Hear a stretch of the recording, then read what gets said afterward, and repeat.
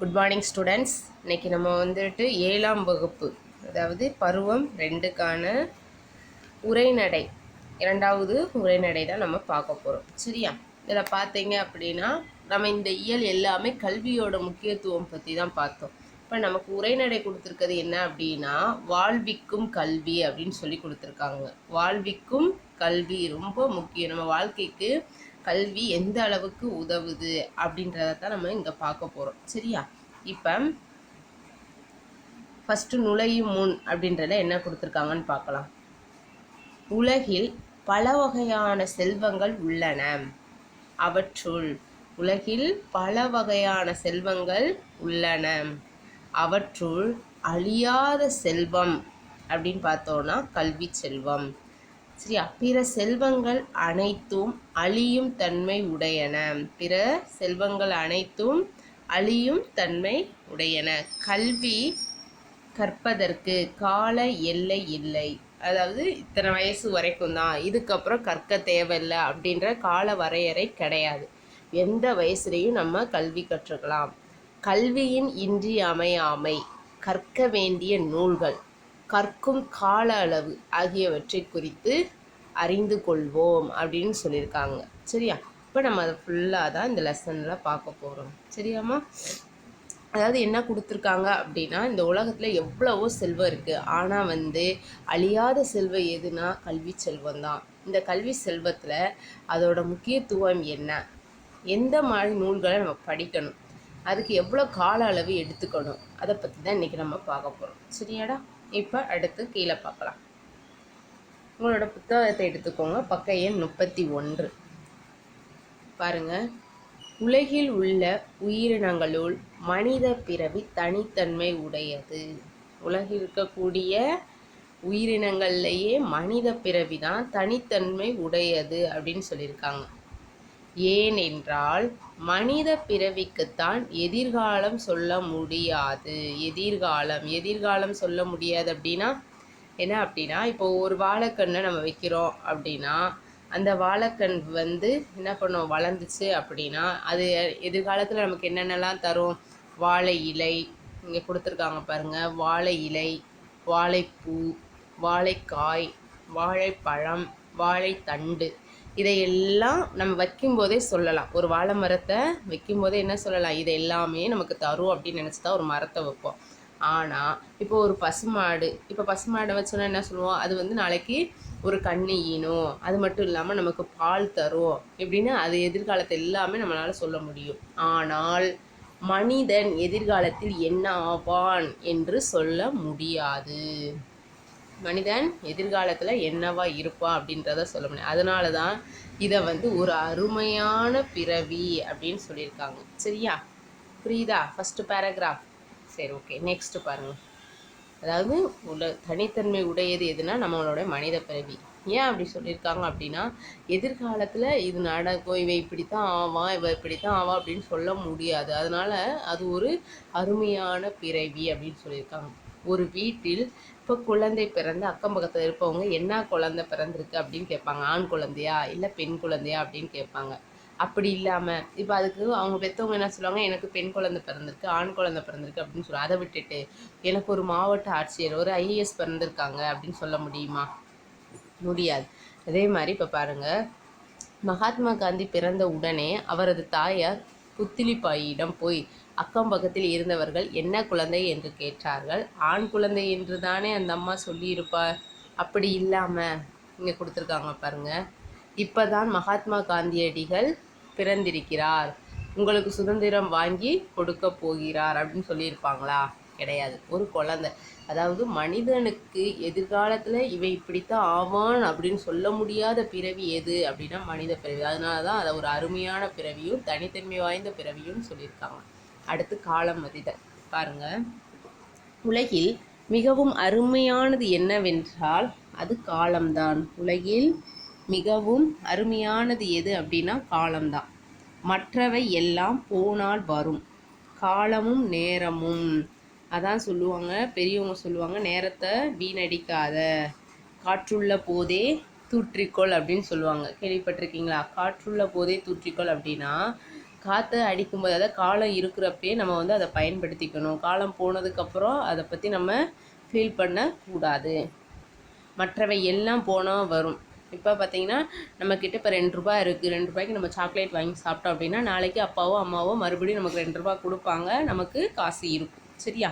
அதே மாதிரி இப்போ நம்மக்கிட்ட பென்சில் இல்லையா, இப்போ நம்மகிட்ட இல்லைன்னா நாளைக்கு நம்ம புதுசாக வாங்கிக்கிறோம். எல்லாமே நம்மகிட்ட போனாலும் திரும்பி நம்ம வாங்க முடியும். ஆனால் காலமும் நேரமும் போனால் வராது. மேசை நாற்காலி போனால் வரும். ஆனால் தேர்வு நேரத்தில் ஒரு பையன் 4 நாள்களை வீணடித்து விட்டால் போனது போனது தான்.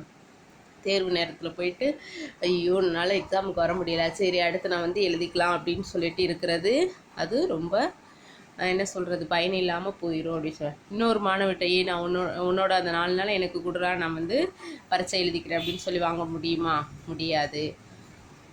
மனப்பாடம் பண்ணிவிட்டு திரும்ப தந்து விடுகிறேன் என்றெல்லாம் கேட்க முடியும். இதற்குத்தான் காலம் அறிதல் கல்வி. இப்போ திருவள்ளுவர் வந்து 2 அதிகாரம் எழுதியிருக்காங்க காலத்துக்கு நேவு. காலம் அறிதல் அப்படின்றதும் கல்வி அப்படின்ற 2 அதிகாரத்தையும் காலத்தை பற்றிய முக்கியத்துவத்தை அவர் கொடுத்துருக்காரு. சரியாம்மா? அடுத்தது பாருங்க, அழியா செல்வம். இந்த காலத்தில் எல்லா செல்வமும் மறைந்துவிடும். கண்டிப்பாக இப்போ இருக்கிற சூழ்நிலையில் எல்லா செல்வமும் மறைந்துவிடும். இப்போ அது ஒரு உரையாடல் மாதிரி உங்களுக்கு கொடுத்துருக்காங்க பாருங்கள். நான் வெளியூர் சென்ற போது நண்பரை கேட்டேன். 20-25 ஆண்டுகளுக்கு முன்பே, அதாவது 25 இங்கே இருக்க பாருங்கள், 20-25 ஆண்டுகளுக்கு முன்பே இங்கு ஒரு பெரிய ஆலமரம் இருந்ததே, அது எங்கே என்று கேட்குறார். உடனேவோ அவர் சொல்கிறார், அது புயல் காற்றில் விழுந்து விட்டது என்று சொன்னார். அது அழிகிற செல்வம். பார்த்தியா, அவ்வளோ பெரிய மரம் 20-25 ஆண்டுக்கு முன்னாடி இருந்த மரமே அழிஞ்சு போயிடுச்சு. ஒரு பெரிய கட்டடம் இருந்துச்சு, அதை எங்கே அப்படின்னு கேட்டோன்னா அது மழை பெஞ்சு இடிஞ்சு அதுவும் அழிஞ்சிருச்சு. அப்போ இதுவும் அழிகிற செல்வம். நம்ம பேசும்போது அதோ போகிறாரே, அப்போ அவங்க 2 பேர் பேசிகிட்டு இருக்கோம். அந்த போகிறாரே அவர் 10 ஆண்டுக்கு முன்னாமே 2 லட்சம் வச்சுருந்தாரு. ஆனால் பார்த்தீங்கன்னா இப்போ 2 பூரா செலவாகி ₹2 கூட அடுத்தவங்ககிட்ட கடை வாங்குகிற நிலமையில இருக்கிறாரு அப்படின்னு சொல்கிறார். அப்போ செல்வம், காசு பணமும் அழிகிற செல்வம். கல்வி அப்படிப்பட்டதன்று. கல்வி அப்படிப்பட்டது. அதோ போகிறாரே, அவர் 10 ஆண்டுகளுக்கு முன்னே பட்டம் பெற்றிருந்தார்.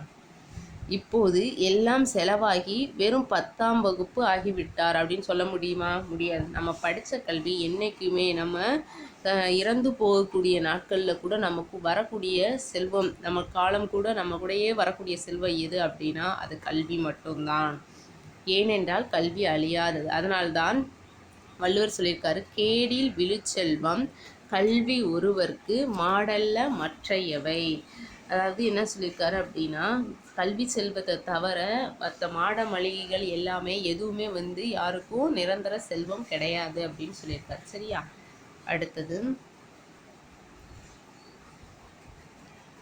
ஒளி விளக்கு கொடுத்துருக்காங்க பாருங்க. கல்வி ஓர் ஒளி விளக்கு, அதாவது இருக்கும் இடத்தை ஒளிமயமாக்குவது. அதனுடைய குறிப்பு என்னவென்றால், ஒருவன் கற்றுவிட்டால் அப்படி கற்ற கல்வியை பலருக்கும் அளிக்க வேண்டும். அதாவது பிறருக்கு சொல்லி கொடுக்க கற்றவர் மற்றவர்களுக்கு சொல்லி கொடுக்க அவர்களுடைய அறிவு மேன்மேலும் வளருமே தவிர அவங்களுக்கு சொல்லி கொடுக்குறதுனால நமக்கு குறைஞ்சு போயிடும் அப்படின்ற நிலைமை வந்து கல்விக்கு ஒருபோதும் கிடையாது. இப்போ நம்மக்கிட்ட 1000 ரூபாய் பணம் இருக்குது அப்படின்னா அதை மற்றவங்களுக்கு கொடுக்க நம்மகிட்ட இருக்க 1000 ரூபாய் குறைஞ்சிக்கிட்டே தான் வருமே தவிர அது வந்து என்ன ஆகாது, கூடாது. ஆனால் இப்போ நமக்கு தெரிஞ்ச ஒரு செய்தியை மற்றவங்களுக்கு சொல்லி கொடுக்கும்போது இன்னும் நமக்கு அது மறக்காமல் நம்ம மனதில் ஆழ் மனதில் என்றுமே நிலையாக இருக்கும். அப்படி கற்ற கல்வியை பலருக்கும் அளிக்க வேண்டும். அப்படி பலருக்கும் ஒளி தருவது தான் கல்வி. கல்வி இல்லாத நாடு விளக்கில்லாத வீடு. கல்வி இல்லாத நாடு விளக்கில்லாத வீடு. இப்போ விளக்கில்லாத வீட்டில் யார் குடியிருப்பா? யாருமே குடியிருக்க மாட்டாங்க, அது இருட்டாக இருக்கும். அதனால் யாருமே, அதுபோல் கல்வி இல்லாத குடும்பத்தை யாரும் மதிக்க மாட்டார்கள். சரியா? அடுத்து கற்றவரும் கல்லாதவரும் கொடுத்துருக்காங்க. கல்வி அறிவு இல்லாதவர்களை திருவள்ளுவர் போல குறை கூறியவர் வேறு எவரும் இல்லர். விலங்கோடு மக்கள் அணையர் இலங்கு நூல் கற்றோரோடு ஏனையவர். அதாவது நூல் கற்காதவங்க விலங்குக்கு சமமானவர். அப்படி இருக்கக்கூடிய மக்கள் அனைவருமே விலங்குக்கு சமமானவர் அப்படின்னு சொல்லிட்டு கொடுத்துருக்காங்க. பக்க எண் 33 பார்த்தீங்கன்னா அதோட தொடர்ச்சி இருக்கும். என்னும் திருக்குறளில் கல்வியறிவு இல்லாதவனை விலங்கு என்கிறார். ஏன் விலங்கு என்று சொன்னார்? இப்போ அதுக்கு ஒரு ஸ்டோரி கொடுத்துருக்காங்க பாருங்க. மாடு ஒன்று இருக்குது, தெருவில் வருது அப்படின்னா அந்த மாட்டை பார்த்து நான் வீட்டுக்கு போகிறேன் நீ பின்னாலேயே வானா வருமா? கண்டிப்பாக வராது. அப்போ என்ன பண்ணுவாங்க, ஒன்று அது பச்சை புல்லை கையில் வச்சுக்கிட்டே கூப்பிட்டு வந்தால் வரும். அப்படி இல்லையா கயிறை கட்டி இழுத்துட்டு வந்தால் மட்டும்தான் அது என்ன பண்ணும், வரும். அதே மட்டும் இல்லாமல் விலங்குக்கு நல்ல செயல்களை தானாக செய்யாது. இப்போ ஒரு பசு மாடை எடுத்துக்குவோம். ஒரு பொருளை உருட்ட வேண்டும் என்றால் அது தானாகவே போய் உருட்டி விட்டுரும். இப்போ ஏதாவது இப்போ கழனி தண்ணியே வச்சுருக்கோன்னு வச்சுக்கோங்க, அந்த ஜாமானில் இல்லை அப்படின்னா, கழனி தண்ணி இல்லைன்னா அது என்ன பண்ணிடும், அந்த ஜாமானை எடுத்து பார்க்கும். ஒன்றுமே தண்ணி இல்லைன்னா அது உருட்டி விட்டுரும். ஒரு பொருளை உடைக்க வேண்டும் என்றால் தானாகவே போய் உடைத்திடும். இப்போ எதையாவது இப்போ நடந்து போகுது, கீழே கண்ணாடி கிளாஸ் கிடக்குது, அது மிதிக்கக்கூடாது, அது உடஞ்சிரும் அப்படின்னு அதுக்கு தெரியுமா? அது பாட்டு நடந்து போகும், அப்போ உடஞ்சி போயிடும். ஒரு ஆளை முட்ட வேண்டும் என்றால் தானாகவே போய் விட்டுடும். இந்த மாதிரி கெட்ட செயல் எவ்வளவோ செய்யுது. ஆனால் இவ்வளவு செய்த அந்த பசுமாடு பால் கொடுப்பது நம்மளுடைய செயல்தான், அதை நம்மளே செய்யணும் அப்படின்னு நினைக்காது. அதுக்காக போய் வீட்டுக்குள்ளே போய் எங்கே பால் எடுக்கிற சொம்பு இருக்குது அப்படின்னு சொல்லி தேடி அதுவாக எடுத்து பாலை எடுத்து தருமா? இல்லை. அதே மாதிரி தான் நல்ல செயலை மனிதன் தானாக செய்யணும் அப்படின்னு சொல்கிறாரு. அப்போ இந்த மாடுக்கும் விலங்குகளுக்கும் மனிதனுக்கும் உள்ள வித்தியாசம் இதுதான். நல்ல செயல்களை தானாக செய்யணும். இப்போ மாடு இதுகெல்லாம் தானாக செய்யுமா?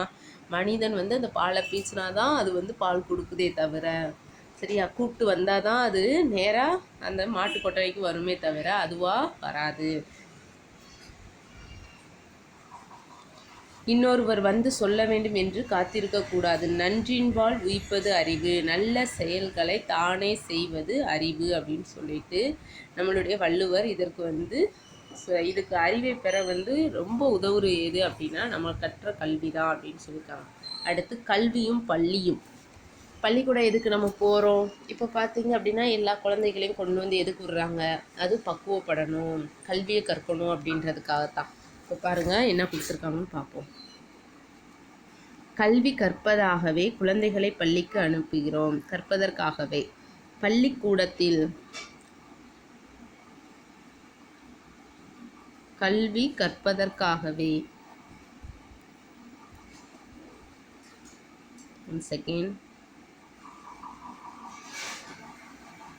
கல்வி கற்பதற்காகவே குழந்தைகளை பள்ளிக்கு அனுப்புகிறோம்.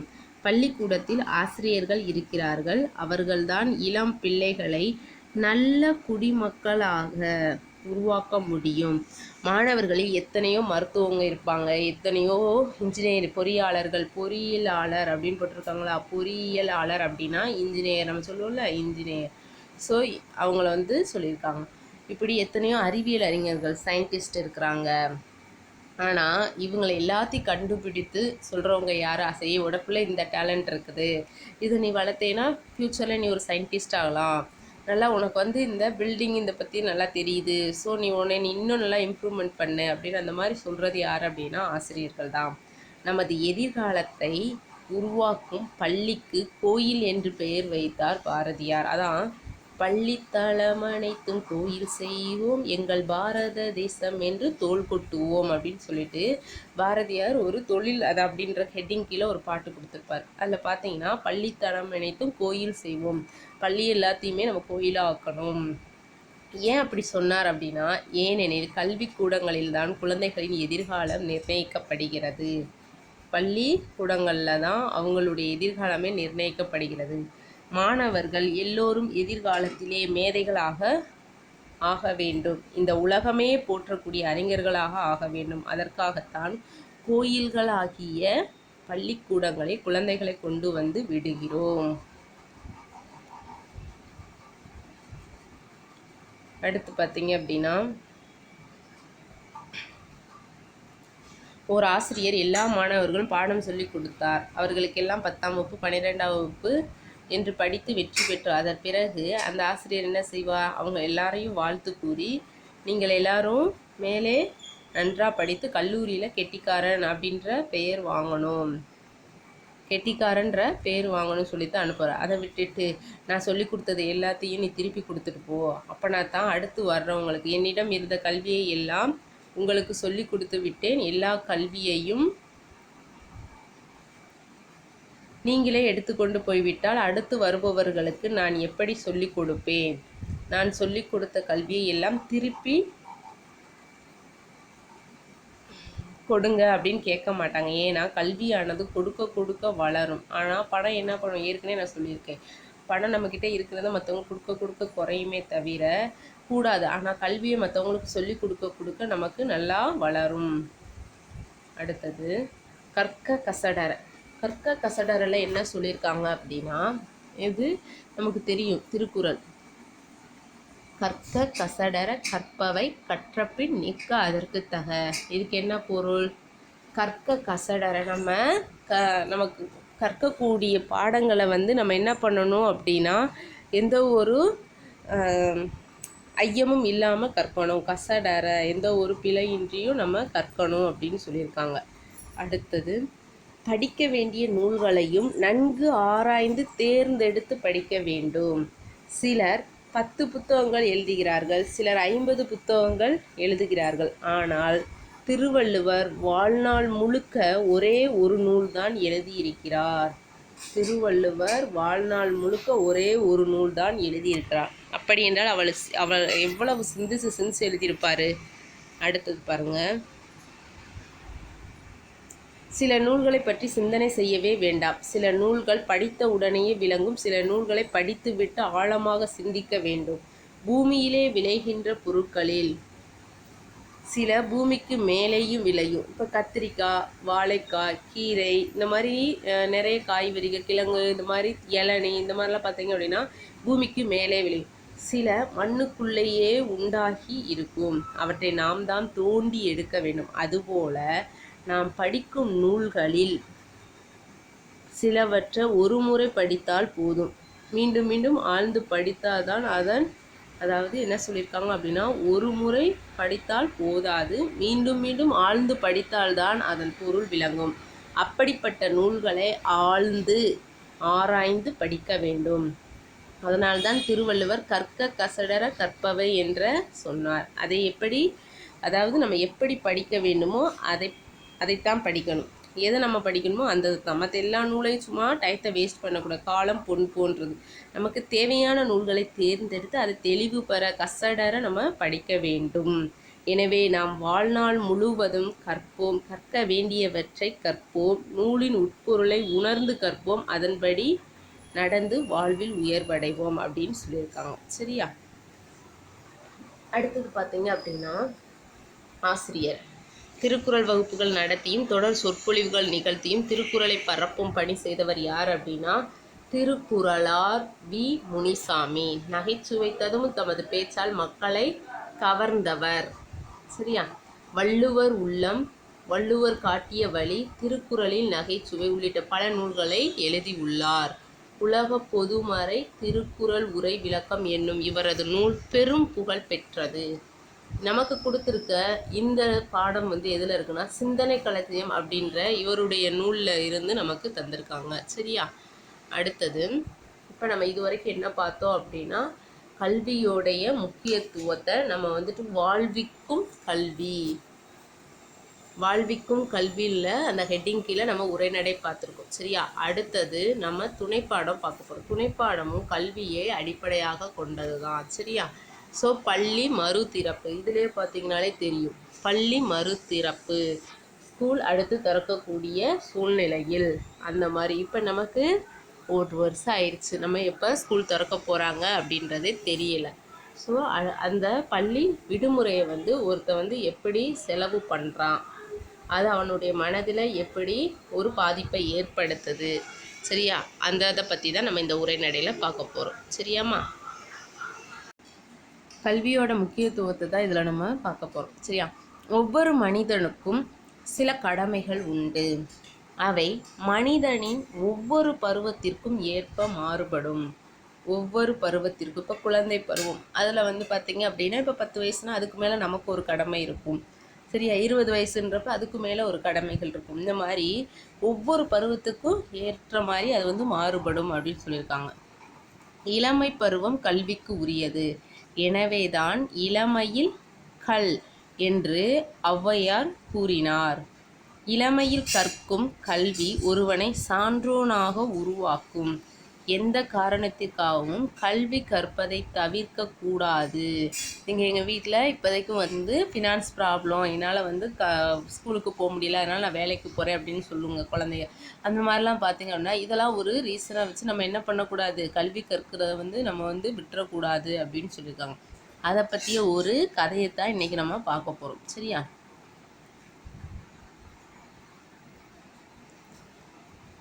பள்ளி மறுதிறப்புக்கு 2 நாட்கள் இருந்தன. பள்ளி மறுதிறப்புக்கு 2 நாட்கள் இருந்தன. மதிவாணனுக்கு கோடை விடுமுறை. மதிவாணனுக்கு கோடை விடுமுறை 1.5 மாதம் ஓடிவிட்டது. பேருந்து நிறுத்தம் கூட்டத்தால் நிரம்பி, அதாவது பேருந்து நிற்கக்கூடிய அந்த இடம் கூட்டத்தால் நிரம்பி வழிந்தது. என்ன சிந்தனையடா மதி? மதிவாணனின் தோளை தொட்டபடி கேட்டான் கவின். சிறுவர்களால் நிரம்பி வழிந்தது பேருந்து நிறுத்தம். 2 நாளே பள்ளி திறக்கப் போகுது என்றான் மதிவாணன். இன்னும் 2 நாள் தான் இருக்குது, நமக்கு அந்த 1.5 மாதம் சம்மர் ஹாலிடே முடிஞ்சு ஸ்கூல் திறக்க போகிறாங்கடா அப்படின்னு சொல்லிட்டு இருக்கான்.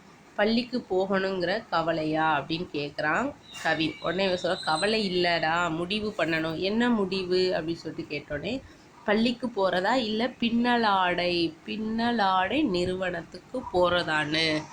நாங்களெல்லாம் பின்னலாடை நிறுவனத்துக்கு தான் நான் முடிவு பண்ணிட்டேன் என்றான் கவின். எனக்கு குழப்பம் அப்படின்னு மதிவாணன் சொல்கிறான். சரியா? என்னடா குழப்பம்? வாரம் சம்பளம், திரைப்படம் பார்க்க காசு கிடைக்குது, சாயங்காலமான பரோட்டா, இடையில் போண்டா, வீட்டில் யாரும் திட்டுறதில்லை, மகிழ்ச்சியானதானே இருக்கிறோம், இந்த மகிழ்ச்சி போதும் அப்படின்னு சொல்லிட்டு சொல்கிறான். எடுத்து பாருங்க.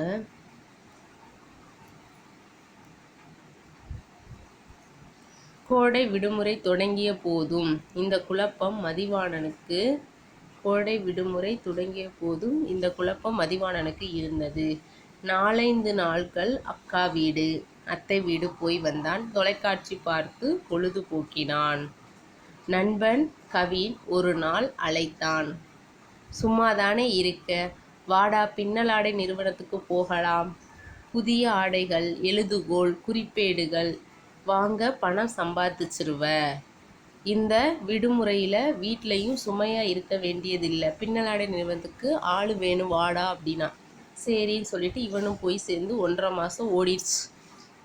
பின்னலாடை நிறுவனத்தில் வேலைக்கு புதுசாக இருந்துச்சு. அப்படின்னும் ஆடைகளை அடுக்கி கட்டுற வேலை தான்.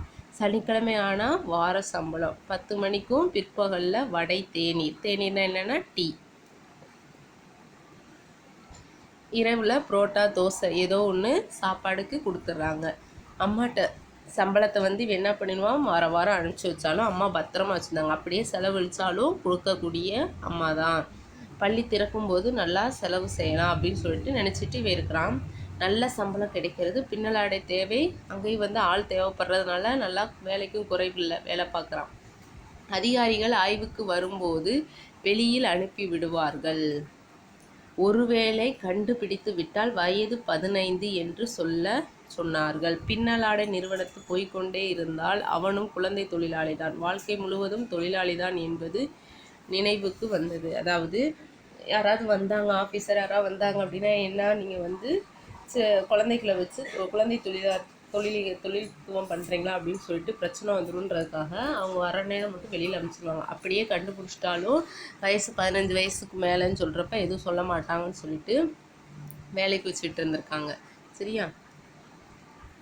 அடுத்து பார்த்திங்க அப்படின்னா, தொழிலாளியாக இருப்பது கேவலம் இல்லை, ஆனால் படிக்கிற வயதில் வேலை பார்க்குறது, இப்போ வேலை செய்கிறது ஒன்றும் தப்பு இல்லை, ஆனால் படிக்கிற திறமை இருக்கிறத விட்டுட்டு வேலை செய்கிறது தப்பு அப்படின்னு சொல்லிட்டு இப்படியே இந்த வயசுலேயே தொழிலாளியாக வாழ்க்கையை கடத்துறதா அப்படின்னு சொல்லிட்டு அவன் சிந்திக்கிறான். கல்வி அறிவு முதன்மையானதான், ஒரு பட்டமாவது வாங்கணும். எதிரில் இருக்கிற விளம்பர பலகை கண்ணில் பட்டது.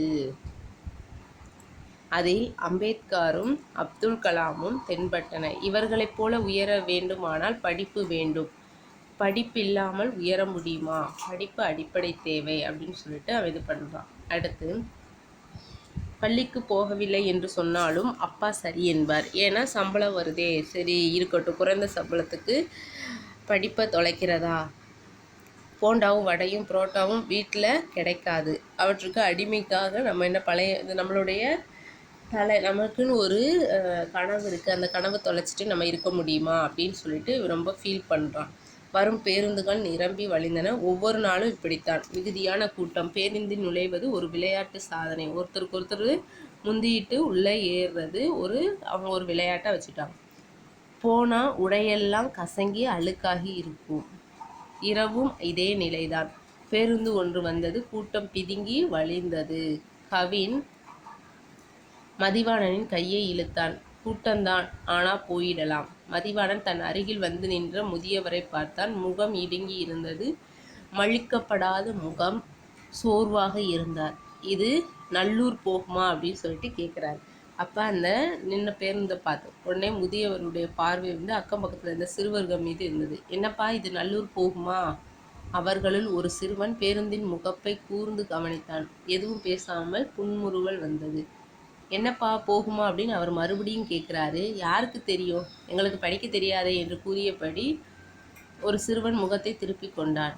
சின்ன பசங்களா இருக்கீங்க, இது கூட படிக்க சொல்ல தெரியாதா, படித்து சொல்ல தெரியாதா அப்படின்னு சொல்லிட்டு கேட்டோன்னே ஒருத்தர் மட்டும் ரொம்ப வெறுப்பாக என்ன பண்ணிடான், பெரியவரே இதை படிக்க கூட உங்களுக்கு தெரியாதா ஓ என்று மற்றவங்க எல்லாரும் ஓ அப்படின்னு சொல்லுவோம்ல, அந்த மாதிரி கேலியாக சிரிச்சிருக்காங்க. உடனேவும் இதை கவனித்து கொண்டிருந்த மதிவாணன் அவர் அருகே சென்றார். இந்த பேருந்து நல்லூர் போகாதுங்க, நல்லூர் பேருந்து வந்தால் சொல்கிறேன் அப்படின்னு சொல்லியிருக்காரு. சரி தம்பி. முதியவருக்கும் படிப்பு இல்லை, பேருந்தில் எழுதியிருப்பதை படிக்க முடியலை, இந்த வயதிலும் அவமானப்படுகிறார். அப்போ அவர் என்ன நினச்சிருக்காரு அப்படின்னா, கல்வி அறிவு இல்லாமல் போயிடுச்சு அப்படின்னா நமக்கும் இந்த நிலைமை தான் வரும் அப்படின்னு சொல்லிட்டு மதிவாணன் நம்மளும் அவமானப்பட வேண்டும், நல்ல கல்வி அறிவு தலை நிமிர்ந்து நிற்க வைக்கும், நல்ல படிப்பு தான் சிறந்த மனிதனாக்கும் அப்படின்ற எண்ணமும் அவனுக்குள்ளே வந்துச்சு. பேருந்துகளின் ஓசை காதை அடைத்தது. விறுவிறு என்று நடக்கத் தொடங்கினான். டேய்ன்னு சொல்லிட்டு கவின் கூப்பிட்றான். எங்கடா போகிறேன்னா பள்ளிக்கு திறக்கிறதுக்கு இன்னும் 2 நாள் இருக்கே அப்படின்னு சொன்னால் பள்ளிக்கு போகிறேன்டா அப்படின்னு சொல்லிட்டு சாலையை கடந்த போது மதிவாணனுக்கு பெருமூச்சு, அதாவது ரெக்கையை கட்டி பறக்கிற மாதிரி அவ்வளோ ஒரு சந்தோஷம். இப்போ தான் பறந்து போய் யாரும் இல்லாத பள்ளியை வேடிக்கை பார்க்க போலிருந்தது அவனுக்கு. சரியா? அதாவது அவன் ரொம்ப நாள் ஆசை, எப்படா பள்ளிக்கூடம் திறப்பாங்க நம்ம போகலாம் அப்படின்னு சொல்லிட்டு இருந்தான். இந்த கதையை எழுதியவர் சுப்ரபாரதி மணியன். இவர் குழந்தை தொழிலாளர் முறை ஒழிப்பு, இயற்கை வளங்களை பாதுகாத்தல் போன்ற கருத்துக்களை வலியுறுத்தி சிறுகதை, புதினம், கட்டுரை முதலியவற்றை எழுதியுள்ளார். கனவு என்னும் இலக்கிய இதழை நடத்தி வருகிறார். பின்னல் வேட்டை, தண்ணீர் யுத்தம், புதுமண், கதை சொல்லும் கலை உள்ளிட்ட பல நூல்களை எழுதியுள்ளார். இந்த கதையிலேருந்து நம்ம என்ன தெரிஞ்சுக்கிட்டோம், அதாவது பணம் எப்போ வேணாலும் சம்பாதிக்கலாம். இப்போ நம்ம என்ன படிச்சிருக்கோமோ அதுக்கு இது பின்னாடி நம்ம ஒரு டிகிரி படித்தோம், நல்லா படித்தோம் அப்படின்னா இதை விட நம்ம நல்லா சம்பாதிக்கலாம். அதே நேரத்தில் நம்ம வந்து தலை நிமிர்ந்து வாழலாம். இப்போ படிக்கலைன்றப்போ ஒரு போர்டு கூட நம்மளால் வாசிக்க தெரியாமல் மற்றவங்க முன்னாடி நம்ம என்ன பண்ணணும், தலை குனிஞ்சு நிற்கிற நிலமை வந்துடும். அதனால் படிப்பு தான் மிக மிக முக்கியம் அப்படின்றத இந்த துணைப்பாடம் மூலம் நம்ம சொல்லியிருக்காங்க. ஸோ இதோட தொடர்ச்சி நம்ம இலக்கணம் பார்க்கலாம். அடுத்து உரைநடைக்கான புக் பேக் கொஸ்டின் எல்லாமே மிஸ் உங்களுக்கு ஃபோட்டோஸை அனுப்பிச்சுட்றேன், நீங்கள் ஃபேர் பண்ணிடுங்க. ஓகேவா? Thank you students.